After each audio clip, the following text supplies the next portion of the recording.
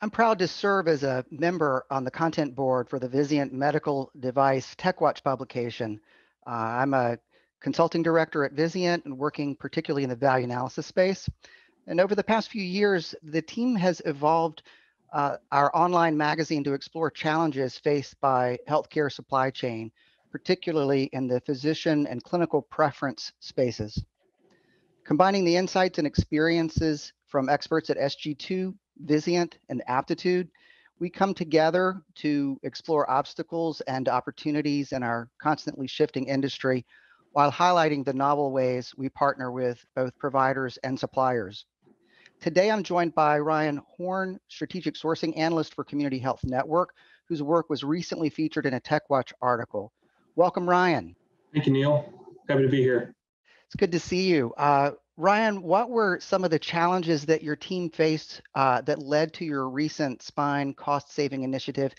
And how was this experience different from your previous cost savings initiative in that space? Just for a quick background, I've worked for the last 7 years with Community Health Network in the supply chain and sourcing areas, specifically within the PPI space, so physician preference items. So everything from orthopedics, neuro, trauma, spine, breast implants, biologics, the whole kind of gamut. So we've dealt with a lot of challenges over the last 7 years trying to figure out what the best approach is in each of the categories. And so most recently, the spine category was one we wanted to take on. Historically, those physicians can be a little more challenging. There's a lot of innovative technology, a lot of suppliers, a lot of new products. And so trying to engage the physicians and figure out how best to manage the sourcing areas, we wanted to figure out the best way to kind of leverage not only the clinical aspect, but also the business aspect and the supplier management and not having too many suppliers in one space. And so when we look to kind of RFP the process, we didn't necessarily want to get into a committed space just because of the way the clinicians are. They want to have that freedom of movement. But when we were able to leverage some of our data with Aptitude, they actually kind of spit out a formula for us and said, well, you can just sign a market share commitment based on where you're already at. And so that was one of the cool insights that we got working with Aptitude. We hadn't really thought of leveraging it that way, but we were also able to sign up with another company and create more of a dual source vendorship and create more savings and value for our organization while also still providing kind of that freedom of movement. The data that Aptitude was able to present really help us kind of down the path of strategic supplier partnerships and category management in that space. Great. So we worked together on this article, and it was a great collaboration that resulted in some key insights and takeaways, especially for organizations that might not have yet engaged in a category management strategy. Any thoughts about some key takeaways for organizations that are curious about this strategy but not experienced in it yet? I would say first, you probably just need to trust the process. We came through some bumps and hiccups, but ultimately deciding to work with Aptitude, it was just kind of a leap of faith. And the Vizient family has always been good to us. And so we said, all right, let's just jump right into it. And so I know kind of the fear of doing that and maybe not fully understanding what you're getting yourself into is a little scary. But at the end of the day, they helped us with all the data, all the contracts, a lot of the negotiating. And what we had originally thought was kind of across the table negotiating was really kind of walking side by side with the vendor, allowing them to understand the ins and outs of how our organization works, and then us understanding a little bit more about how they want to approach us as an organization and work to drive home some more compliance and better savings for us. So I think that was kind of the first sort of lesson learned, is just kind of trusting the process and trusting the people we're working with. I would say the other kind of lesson learned is maybe start with smaller categories. I know the spine space can be pretty large.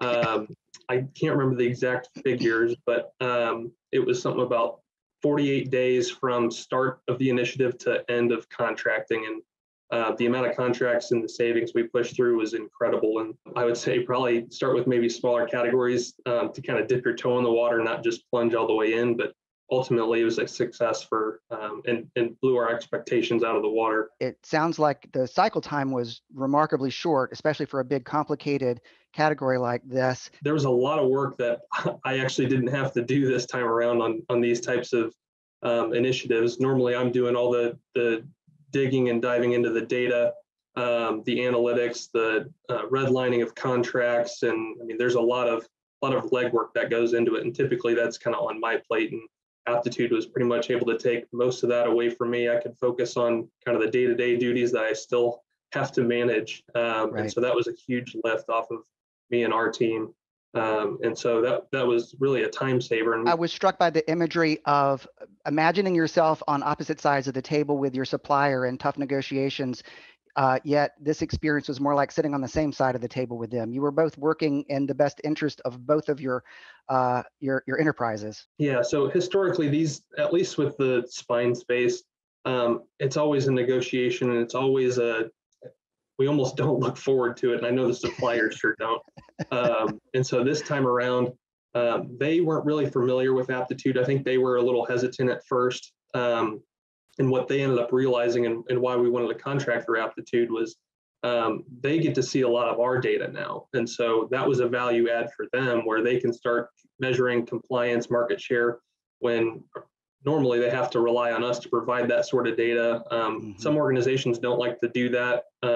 Obviously, if you get in the committed space, you're going to have to, but Aptitude can help the supplier understand the ins and outs of what type of products are being used with the organization and with the member. And so from the supplier standpoint, they really like that aspect, that they can see kind of where some of the market share breakdowns are. We can begin to orient certain tasks to certain even sites. So we can break it down by hospital. And so they can say, hey, there's a subset of items here that we can easily convert over to us to help either maintain compliance or even grow some of the market share.